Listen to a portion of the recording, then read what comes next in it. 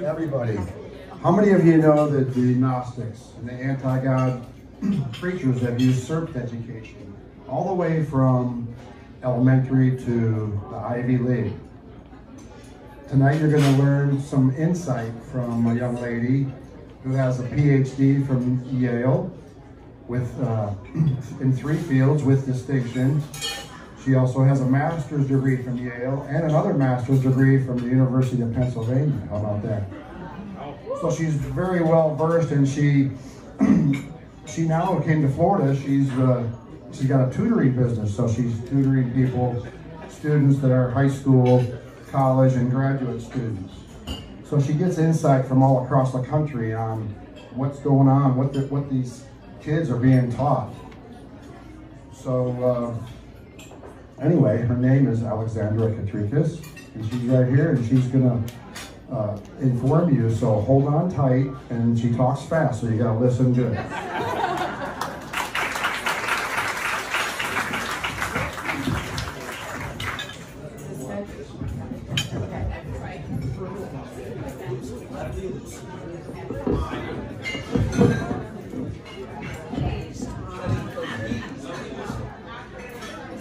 Okay, can you hear me? Okay, I'm going to be ripping the mask off the beast, and I only have 5 minutes, and I don't do small talk, so I really need everyone to pay attention.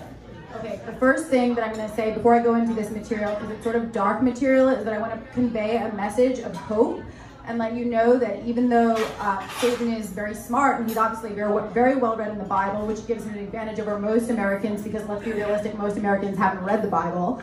But he is not very creative, and he's been using the same strategies since the beginning of time. So when you recognize his strategies, he does not have any power over you, because the only power that he has is the power that you give him, that everyone gives him. And all this stuff that's happening right now in society is happening because people are giving Satan power. So when you know what he's up to, he does not have power over you. God is bigger than Satan. So the first myth that I want to dispel,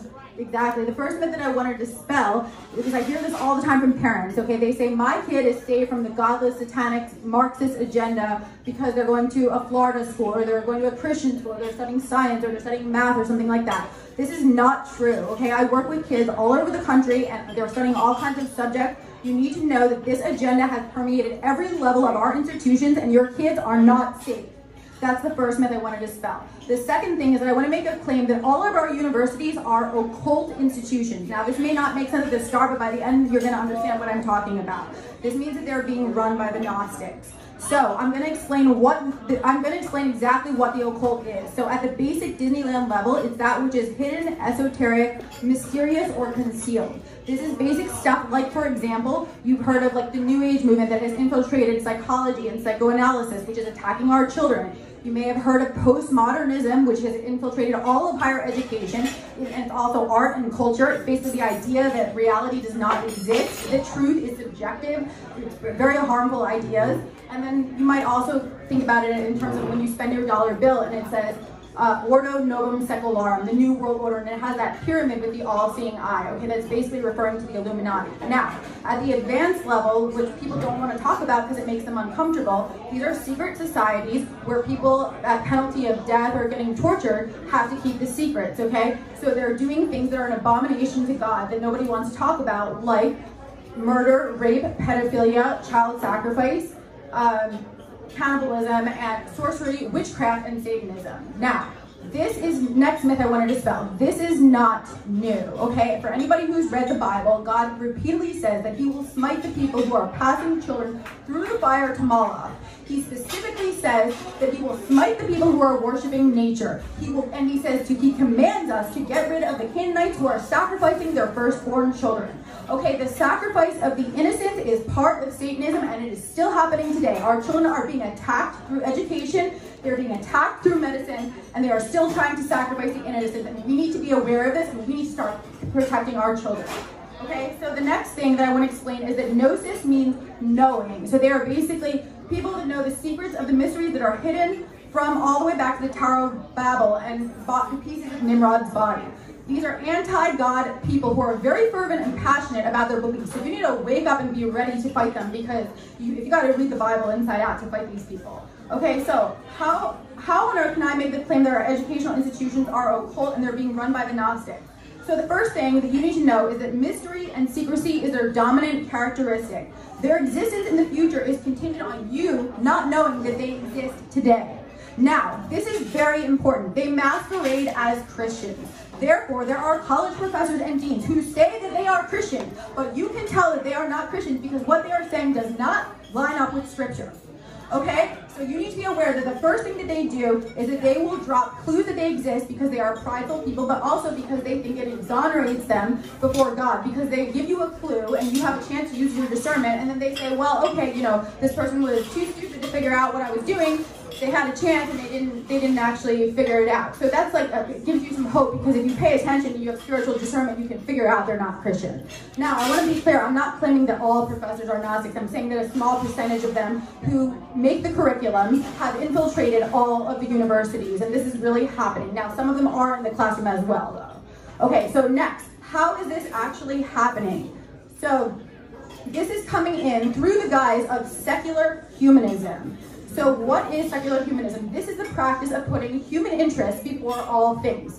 Doesn't sound too bad on the surface, right? It doesn't sound like it's that harmful. But it's actually pitting human interests against spiritual interests, and it takes as its basis the total denial of God's role in the universe.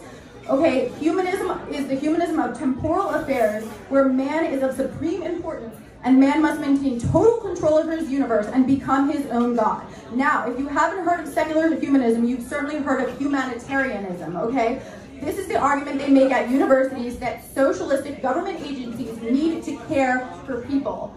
And they basically humiliate and degrade the very same people that they claim to care for. The most widely perceived example of this would be the Soviet death camps, which, by the way, those were humanistic, secular humanistic institutions. And something that people do not know is that they used identity politics, they used feminism, okay, I read all of those texts, and they used the term social justice. So keep in mind that social justice is a Bolshevik term, and that every university who is pledging to social justice on their websites is pledging to Bolshevism, Gnosticism, and Satanism. And this is the history of it. It is the same thing. They always infiltrated education. Okay, and you may also be familiar with other humanitarian endeavors, such as the Clintons in Haiti, for example. Okay, so what is...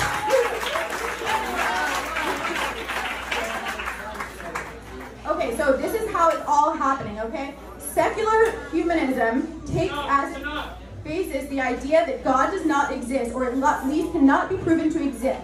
This is the framework for all secular discourse and informs every field that your kids study at the university. This means that they teach students that mankind, rather than God, is the ultimate arbiter of truth. Okay, from here they move to the localized notion that cultural groups are the arbiter of truth. And that's why you get young kids coming home and they say, good for you, you spoke your truth. And you need to tell them, no, it's not your truth and my truth. There's such a thing as objective truth. Okay, so that's why you also have young kids saying things like, okay, let's say we're talking about feminism, because, you know, I did a lot in gender studies. So let's say you're talking about feminism, they say, oh, a man can't speak. Or like you say you're talking about Asians, then somebody who's Asian, only an Asian can speak, or blacks, only a black can speak. So everything comes down to the identity politics. Now, this thinking that mankind is the arbiter of truth, which means that cultural groups are the arbiter of truth, leads to a profound moral relativism. This conceptual path is the idea that even at the most localized level, that of the individual consciousness, we are the ultimate arbiter of what is true. This is only one philosophical step from the root concept of Gnosticism, Luciferianism, and Satanism, which is namely the idea that we can, must, and should become our own God and establish total control over the universe. Now, who else did this besides the secular humanists and the Gnostics? Satan in the Garden of Eden, when he said to Eve, and he used the word knowledge, he said, if you eat of this apple, you can have knowledge of good and evil. You can become your own arbiter of truth. You can become your own God. You can have a universe without God. Okay, so this is the same lie from the beginning of time, and it's infiltrated everything. So all of this has been ushered in.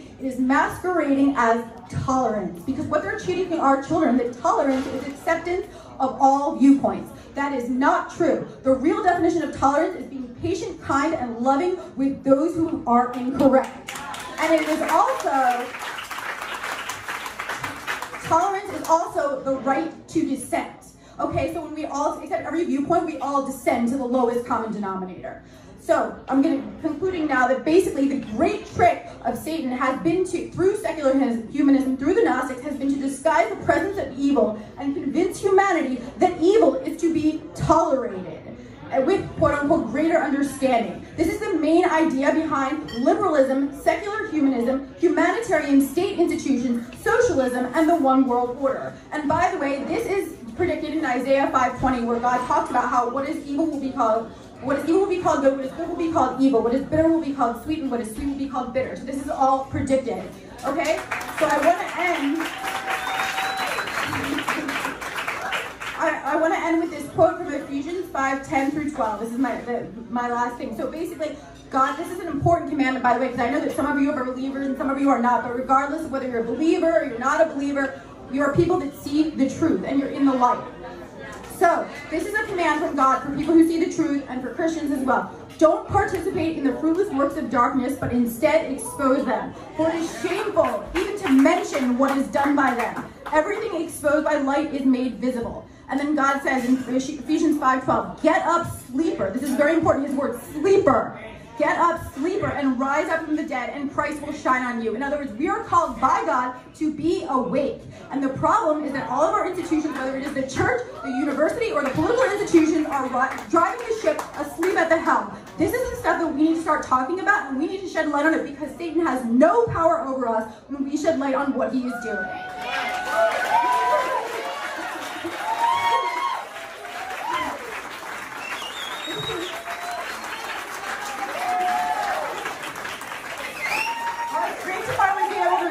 I've been censored everywhere. I'll tell you that.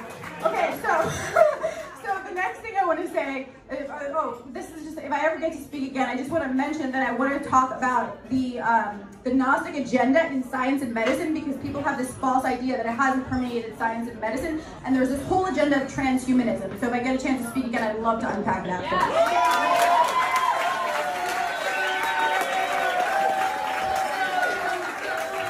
Very good, Alexandra. Very good. Very good. Excellent. Again, we're going to have all the speakers come up tonight when we conclude tonight.